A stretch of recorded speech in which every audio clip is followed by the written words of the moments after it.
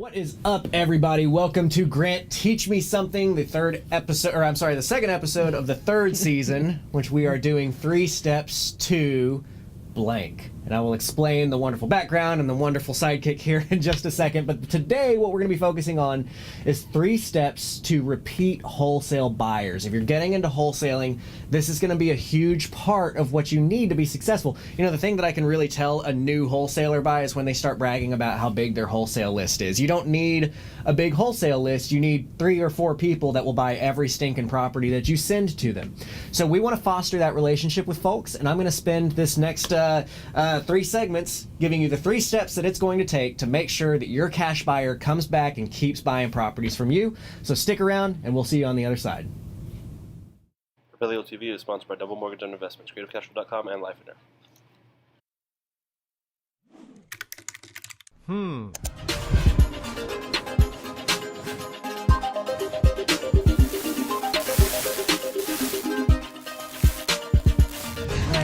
Teach me something.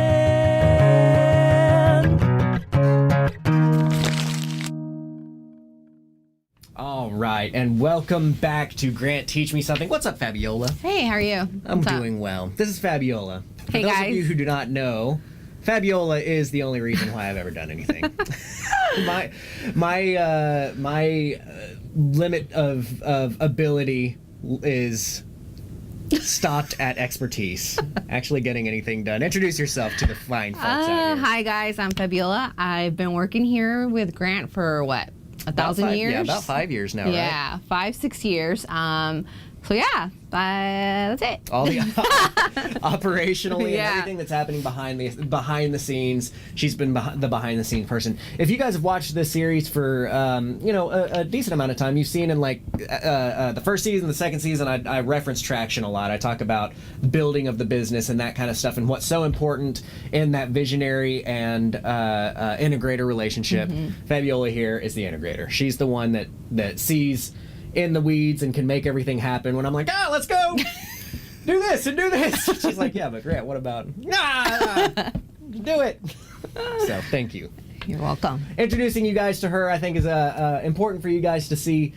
Again, that it takes a village. You know, she's one of several people here that make things go around. But the whole reason why we are doing this is that you are watching a pre-recorded episode of Grant Teach Me Something, and we are here in the CreativeCashFlow.com studios because Grant is currently in another country. Yep. So, Where are you going? I'm going to Japan. Ooh, how long? Japan. How many weeks are you going to be over there? 2 Gone weeks. for 2 weeks. Are you excited? Super excited. You Cannot pumped? wait to be unplugged. Yeah. been burning at both ends for a while. So we're pre-recording this. Today's episode, next week's episode is going to be in this same fashion. So I look forward to that, but I will be monitoring the questions, that kind of thing, and we'll be on there. So watching this on Facebook, watching this on YouTube, go ahead and drop the questions in there because we do want to resolve those. We do want to answer them for you, and we will monitor those and get into it. So let's get straight into it. Let's talk about having that repeat wholesale buyer because that is such an important part of this business working long term. Yeah. Can you say what that actually means? What does that mean? So if I'm like wholesaling, right, I'm going to be contracting a house for cheap, hopefully, finding somebody who's willing to buy it from me for a little bit more, okay? Now, there's a lot of people that get into the business wanting to do that because it takes low capital and you know it's attractive and if you guys have watched me, and I'll do this series actually later on this season talking about the pros and cons of each of these types of strategies, and I've got nothing against wholesaling because wholesaling is great. Do you remember the first property that we wholesaled?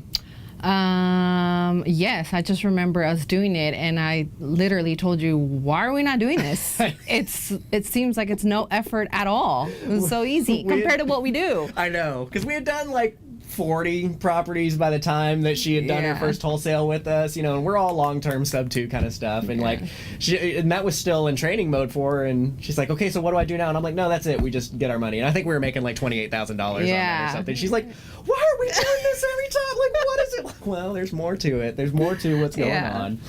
So all I'm saying in that part of it is that wholesaling is a strategy that you want to have mixed into your tool belt. I've got nothing wrong with wholesaling, but I do think that if you're watching this because you're wanting to get into wholesaling, really evaluate your why. Why are you trying to get into wholesaling? Because if you're trying to get into wholesaling because you have no capital and you think that that's the only way to do business without any capital, it was 60 houses in before I had to put a single dollar out of my back pocket to buy houses. You can do other things that can build your portfolio for long-term success for all the same reasons of why people get into wholesaling. But that's a topic for another time. Today's topic is finding that wholesale buyer. When we are going to contract, so like Fabiola, if you're my house seller and you want $50,000, but I know that Jim over here would pay $60,000 for it, contract you for $50, I'm going to market it out, I'm going to find Jim, Jim's going to give me $10,000 so that Jim still pays $60, what he's comfortable with, I get 10, you get 50, right? Yeah.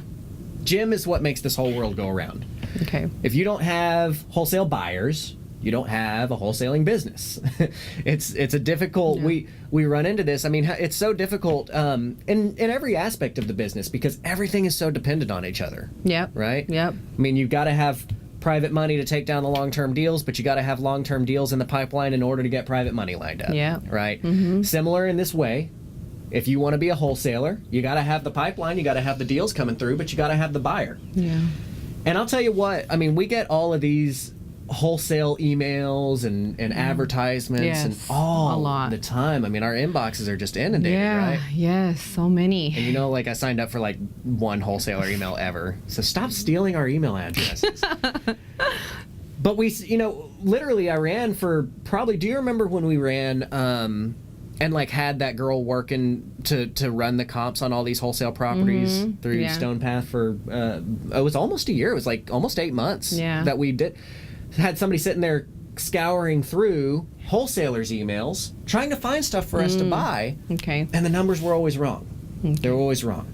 But we've got a couple of relationships with good wholesalers who we've bought multiple properties from. And to them, it's awesome because they send us a text message and say, hey, I got this deal, and then I buy it from them, right? And that's what you really want. Okay. What you really, really want. Yeah, so you just don't want the wholesalers that literally are just there wasting your time. You want your focus and your pipeline to be on those actual concrete wholesalers that have actual good deals. Exactly. So that's what that means, repeated wholesaler. Exactly. That repeat wholesale buyer. You want the buyer, the Grants of the world, the Fabiolas of the world, the people who will say, hey, thanks for sending me a good deal. Keep sending me good deals and I'll buy them from you. That's what you want. You want 3 or 4 solid people that will just buy everything that hits your list, okay? So how do you do that? Well, here's our 3 steps, right? In honor of season 3, like I said, we're doing 3 steps 2. So the 3 steps 2 is going to be step 1, which we'll talk about in this segment, of good comps. Okay. You better hit me with a good ARV. If you lie about that ARV, I'm done with you. Yeah, I think running comps just takes so long that if you're really wasting your buyer's time with running them just awful numbers, it's just they're not going to want to deal with you anymore at that point. I don't think people realize how long it takes to run a comp and to get that ARV a good ARV. Right. Yeah. Something that you're like solid comfortable with, you know? Yeah. And step 2, I forgot what I said. Do you remember what I said step 2 was going to be? Dang, no. We said right before this we were going improvising. through. I think that this was what I was going to say. Step 2, but is the repairs. You've got to have those repair numbers right, and that is very important.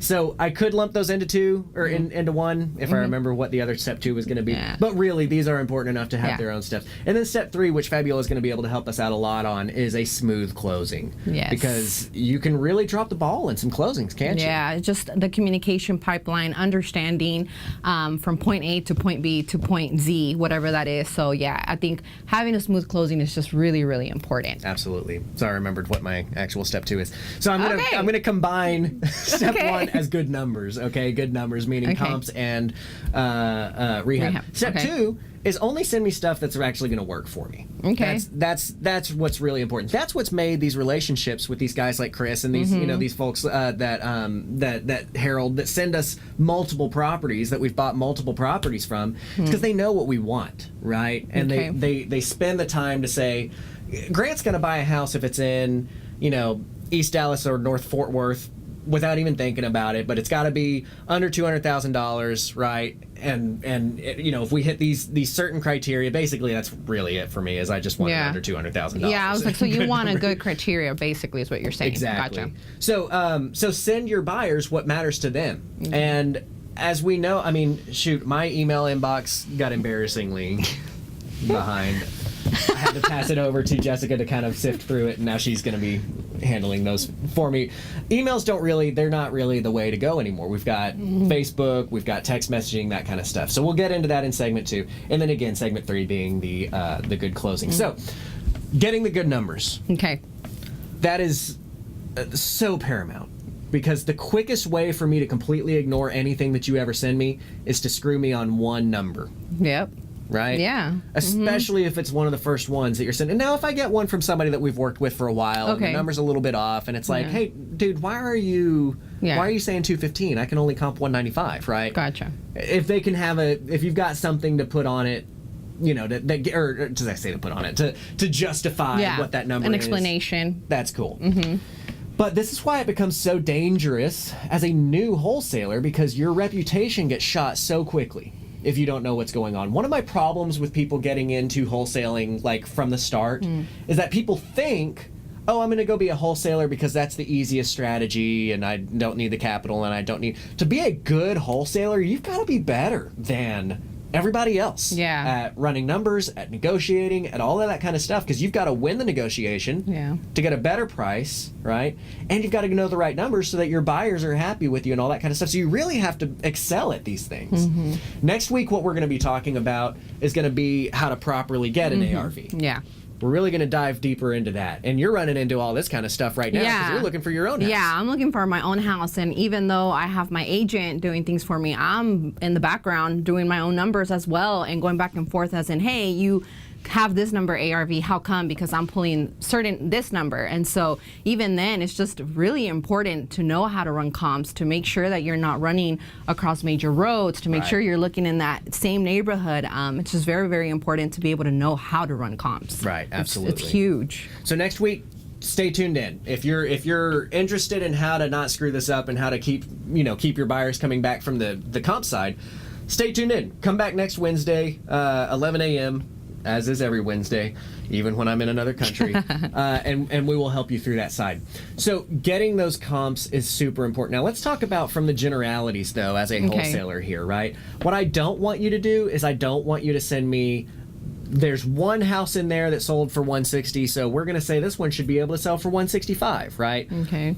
We want conservative comps. We want to know that when you send me a number, that's a reasonable, like, okay, for sure, we should be able to get that. That's cool. Right? And is there a reasoning behind that? Why you want to be conservative? Is it just rehab? Is it, what's the reason why you don't want to, if this one sold for 160 and the property looks a little bit better, you want to say 165? Right. Well, it's because we want sure bets. Okay. Right. We want to know that if we're putting in this money, we should be able to get that. And so to get my attention, the first thing that loses my attention is when I see that wholesaler that wants to overinflate the comps and underinflate the rehab. Okay. Because that's rampant. That's a big problem with wholesalers, is that you get kind of the bright-eyed and bushy-tailed, like, oh, this could sell for 170, and you get really excited about the deal.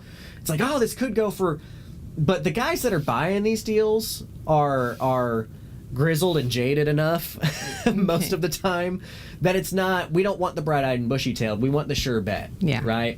So be conservative about that, and if that means that you have to adjust your acquisition price, adjust your acquisition price, but you need to make sure that everybody's going to win on this. Your buyer's going to be loyal to you if they know that when you're giving them a number, it's a real number.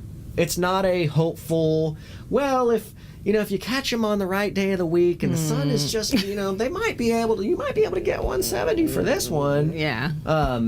So use real numbers. And again, tune in next week. We'll talk more about that side of things. And then the rehab budget. The rehab budget is tough. It really is. Yeah.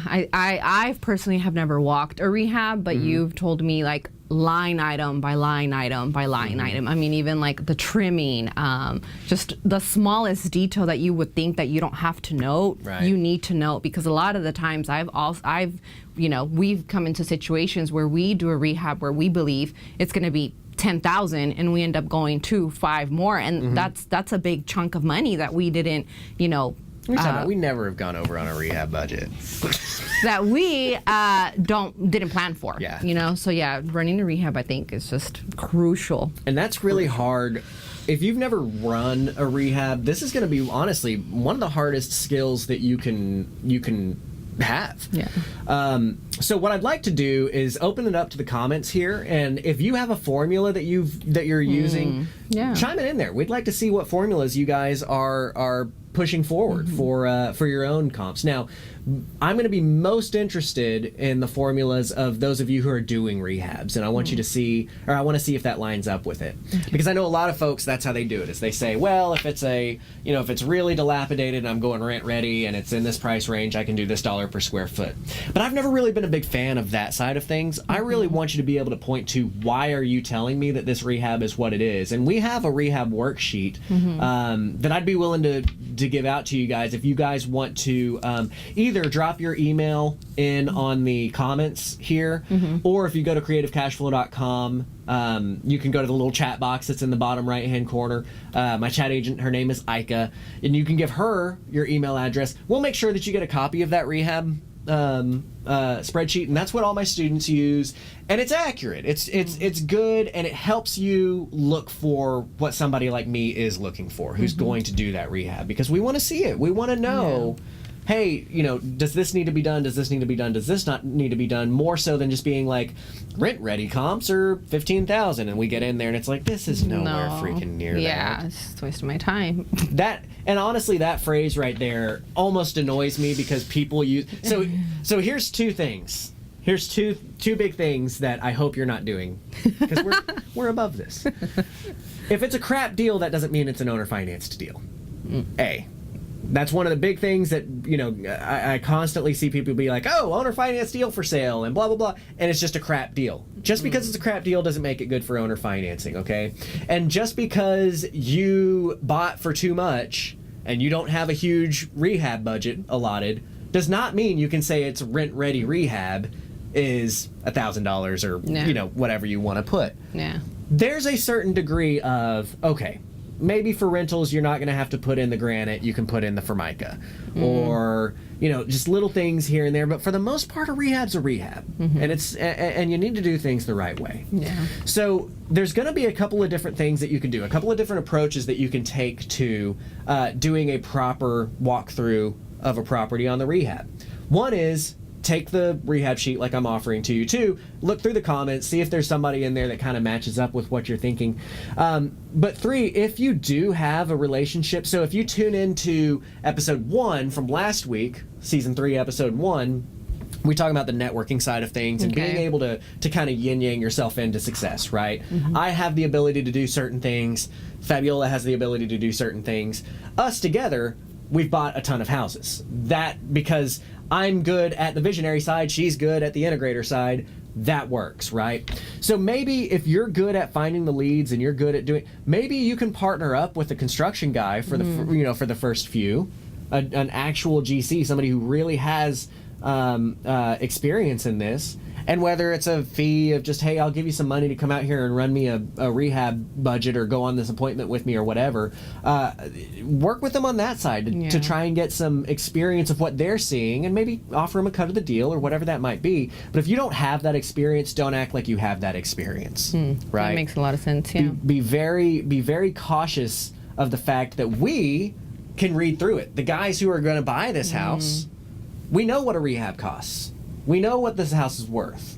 You're not getting one over on anybody. Yeah. All you're doing is ruining your name and making sure that I'm never going to open up another one of your emails. Yeah. Right? So numbers, hands down, are going to be your most important key to making sure that you have that repeat buyer. Because again, it takes one bad house. I might give you two. I've got a rule with restaurant. Do you remember my restaurant rule? Yes, that if you don't like it the first time, you'll give it a chance the second time. Yes. Everybody has a bad day. Yeah. All the, sometimes you order the wrong thing, or the chef cooks it wrong, or whatever. But if I get it wrong, or if I go back on the second time to this restaurant and it sucks, then never again are they getting anything from me. Nothing. And it's similar on the wholesaler side. Now, because there's so many wholesalers, the chances are much slimmer of it being 2 times. Right, yeah. You really got that one chance. Yeah. So make sure that your comps are right. And guess what, guys? Propelio.com allows you to run actual real MLS comps, and so you really need to make sure that you're using the tools that are available to you. Propelio.com has done a ton of work to get you guys access to actual MLS Yeah. comps, which was previously just almost impossible to get to without being an agent or an unlicensed assistant or something like that. So this is so much easier now than it used to be a few years ago, right? Yeah. So get your numbers right. So that's segment one, right? Segment one is get your numbers right. Your ARVs can come through Propelio. We're going to go into detail next week on how to run those comps. And then as we move into, and then the rehab budget. Make Yes. sure that your rehab budget is on spot. And at least close. And if you're going to be like, so for instance, with the ARV, I mentioned a second ago, if you want to push for that higher number and you've got a really good reason for it, include that in your message to the person. Be very frank about it. Be like, look, most of the properties sell for this, but because of X, Y, and Z, I feel like you could probably get this, but we're basing our price off of this, right? Yeah. And so giving that reasoning why is very important, because I have shifted before if I disagreed with a number and then they've said something, and I can't think of a good example, but they'll they'll tell me why I'm like, okay, all right, I'm Gotcha. with you. I Okay. can feel it. So again, get your good numbers, ARV and on rehab. As we go into portion 2 of this, it's going to be how to figure out what your buyer wants and providing them with that, providing them with a good product. So we're going to go to break. Stick around. When we get back, we're going to talk about providing a good product to your buyer so that they want to come back to you and buy from you again, and again. So stick around. We'll see you on the other side. Propelio.com. What does Propelio offer? Lead generating websites, access to true MLS comps, off-market lead lists, and deal alerts. Get them all today at Propelio.com. You want to buy more houses. Here's Dar and his wife after only 2 weeks of being my mentor student. And here's Brady after paying attention to all our online videos and attending all the live Q&As. You want to buy more houses? 3 steps. Sign up at CreativeCashFlow.com/memberships, watch all the videos, attend the live Q&As, and then send me a photo with you and your sweet, sweet new contracts. CreativeCashFlow.com, helping you buy more houses for one low price of only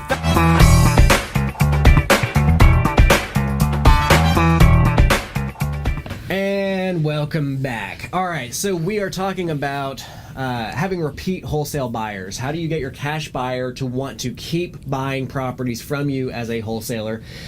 And so I feel like we have the ability to talk more. We don't do a ton of wholesaling. No, not a lot. I think we don't. Yeah, we just haven't done much.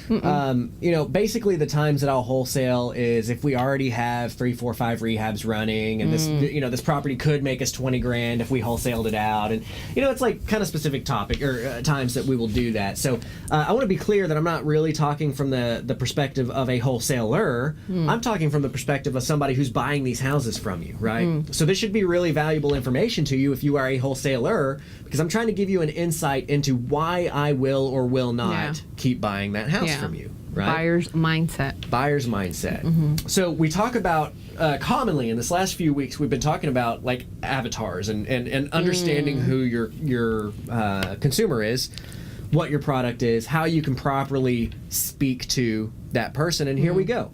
How can you properly keep me coming back to you is to feed me information that I care about.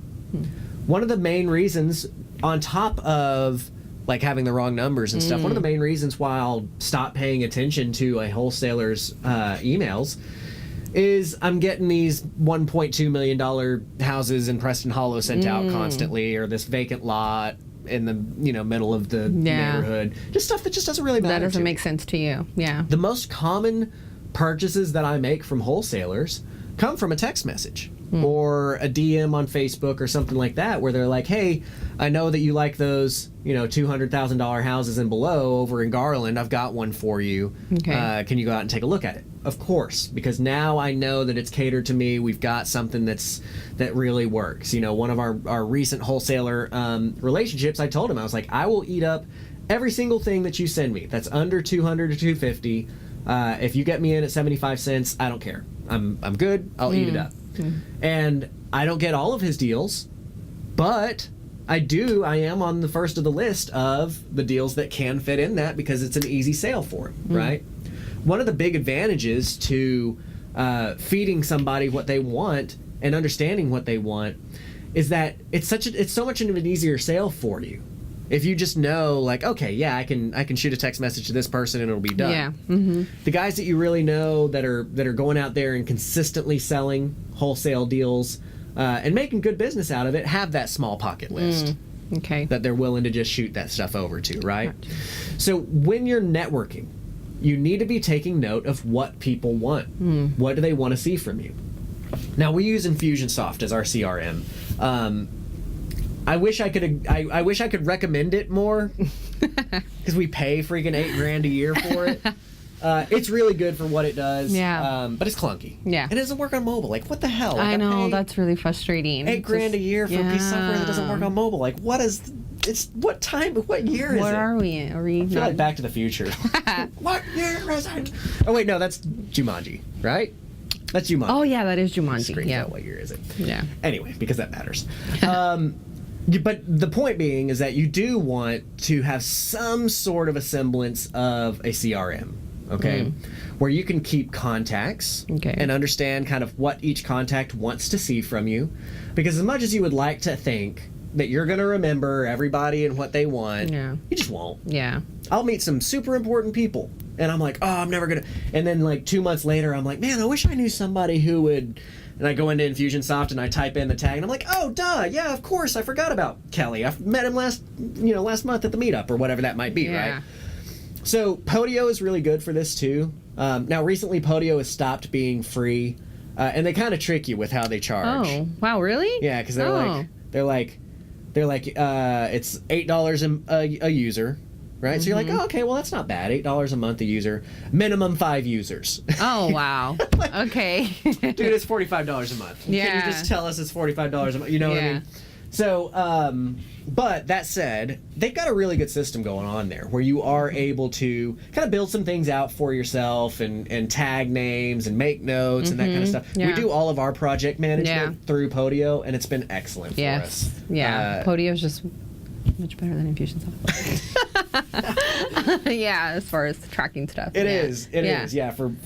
So like you guys don't need Infusionsoft. I need Infusionsoft because of the stuff that we do on CreativeCashFlow.com. You know, with the payment gateways and email blasts and all that kind of stuff. It is good for what it's good for. The project management, the CRM side, man, Podio's just super solid. Yeah. It takes you a little bit of time to build it out. Yeah, and get used to it and try to figure out what layout you want because you're able to adjust your layout and what you want to see and what you don't want to see. But yeah, it's great. Absolutely. And there's some guys that have really taken this to the extreme with the Podio stuff where, I mean, it really can automate a lot of stuff for you. And there's people that are building out, like, I don't know, call it a skin or something, like kind of it's based on Podio, but they're building out a whole system for you that makes your phone calls and makes your text messages and has your emails linked up and all that kind of stuff. RJ Bates, if you're watching or somebody wants to tag RJ on this, I know that he's coming out with his own CRM system, which I don't remember if it's based off of Podio or not. They answered that, and I don't think that it is.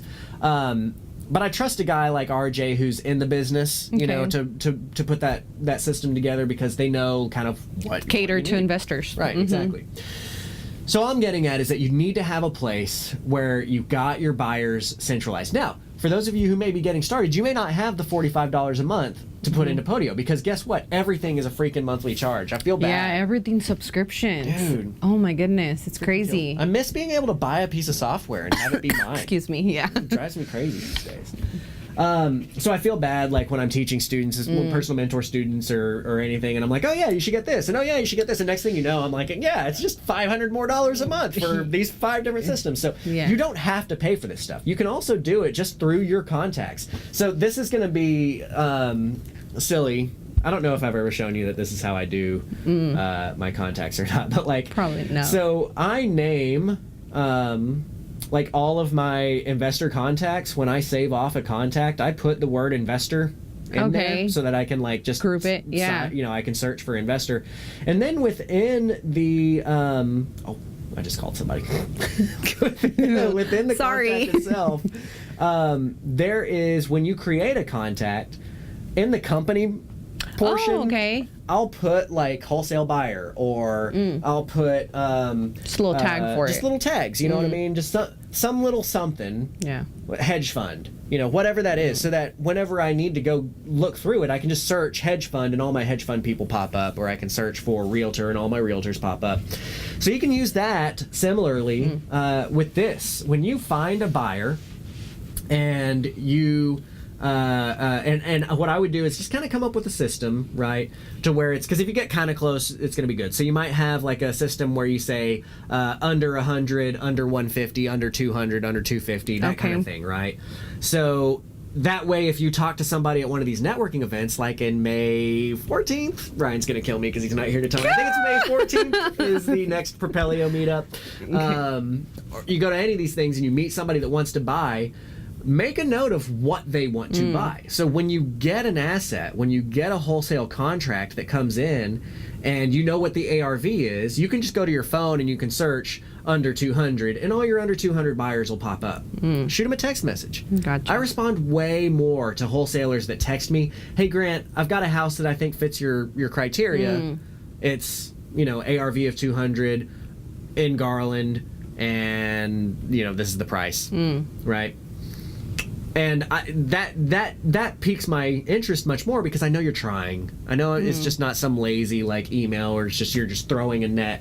And so it's kind of akin to when you're marketing in general. Like, we don't want to just send a postcard To just everybody. to everybody. Yeah, or a certain zip code, or that's just too mass. That's just a lot. Exactly. Yeah. But so where does our most success come from? From narrowing it down and having a criteria and having bullet points of who do we want to reach out, who's our avatar here, who's our who is it that we're trying to reach? Yeah. And so having that as a buyer, you want your buyers to be filled in this kind of criteria bucket. Kind of what I hear from you, just having buckets of people of these are the people that want this, these are the people that want this, filling them with the ARVs, with the areas, whatever that might be, so that it's just, much easier for you to be able to shoot out that marketing. Exactly.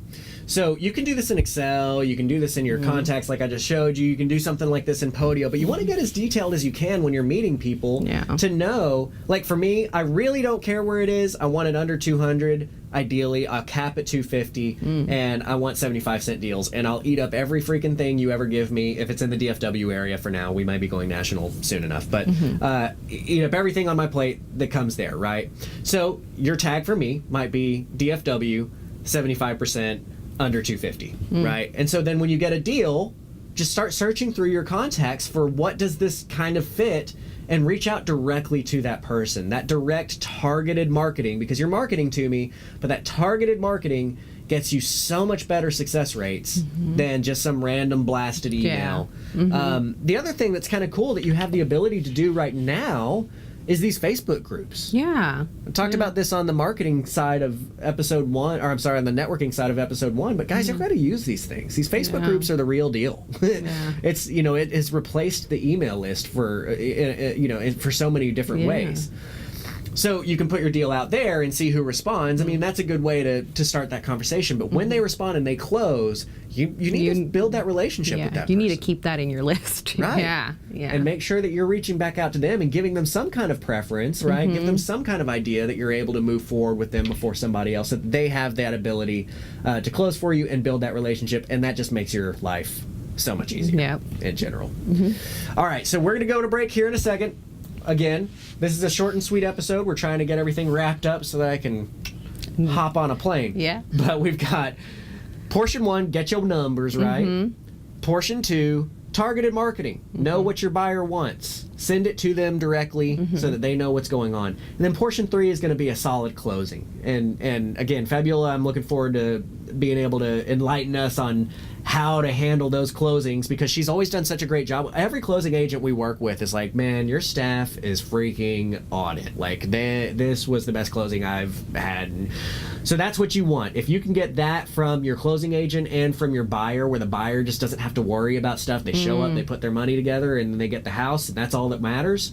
That's super important. Yeah. So stick around for the break. When we get back, we'll be finishing up on our step 3 of 3 steps to repeat. The most important one. All right, we'll see you on the other side. Propelio.com. What does Propelio offer? Lead generating websites, access to true MLS comps, off-market lead lists, and deal alerts. Get them all today at Propelio.com. You want to buy more houses. Here's Dar and his wife after only 2 weeks of being my mentor student. And here's Brady after paying attention to all our online videos and attending all the live Q&As. You want to buy more houses? 3 steps. Sign up at CreativeCashFlow.com/memberships, watch all the videos, attend the live Q&As, and then send me a photo with you and your sweet, sweet new contracts. CreativeCashFlow.com, helping you buy more houses for one low price of only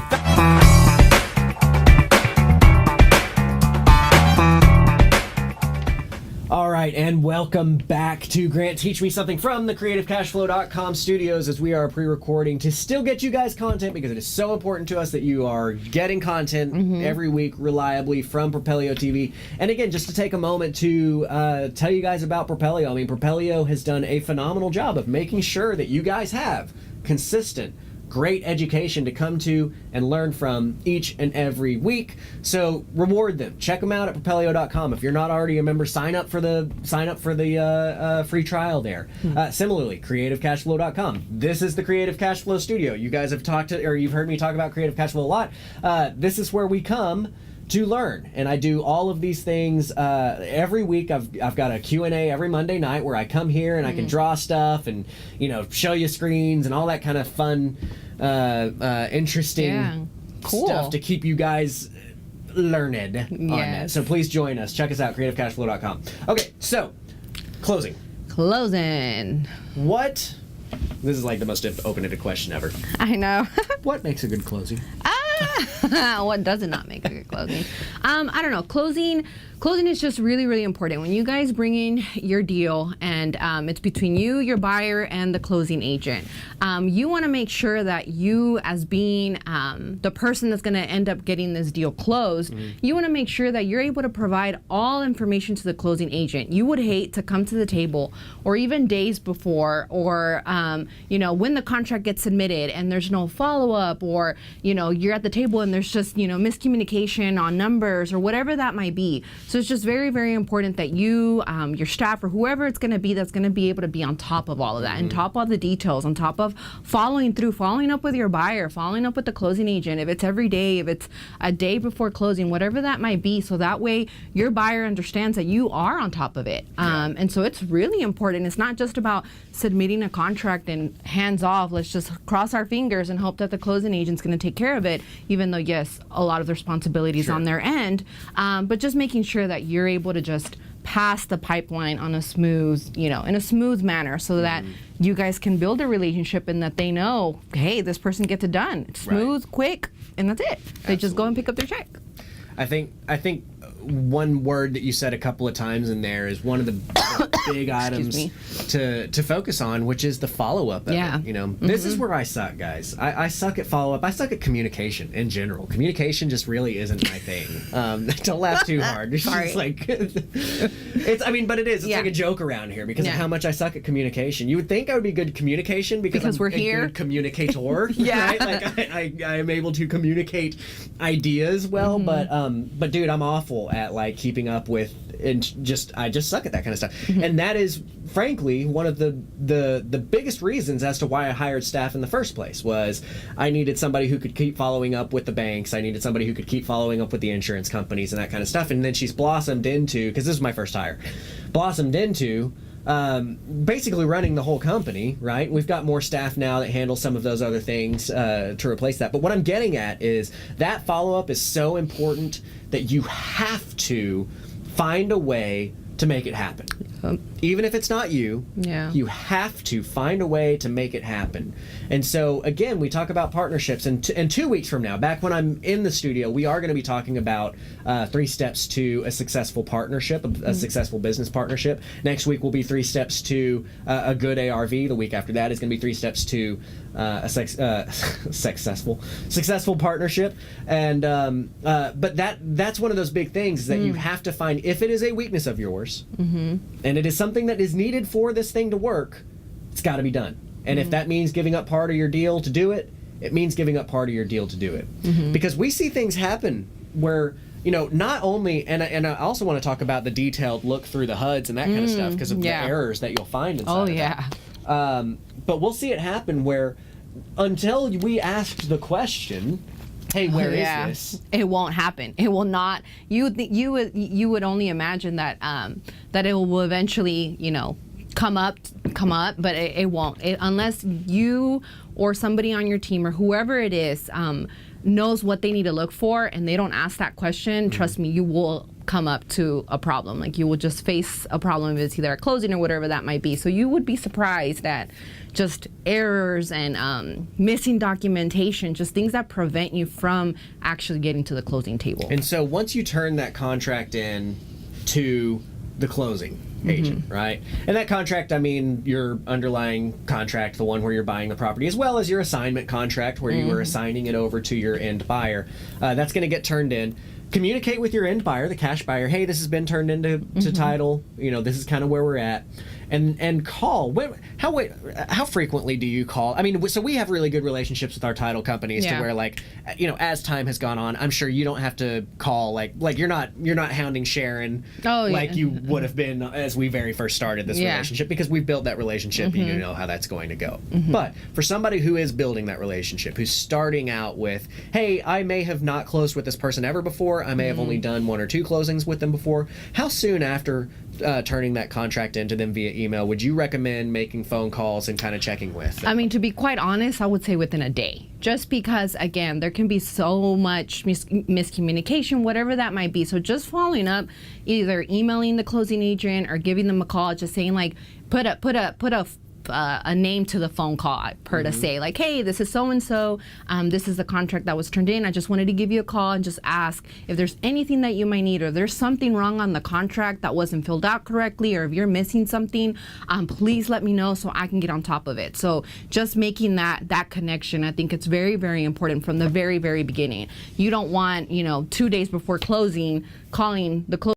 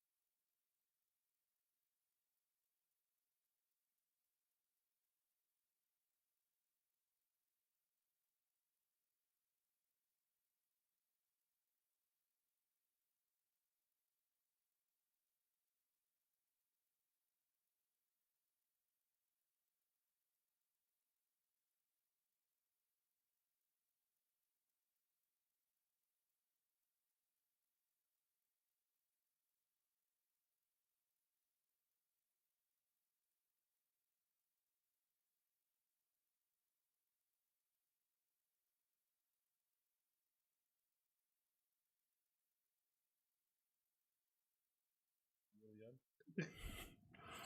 13 people still watching on Facebook. Blame Tommy if it cut out. Guess it's done. Was it an hour show? Are we done?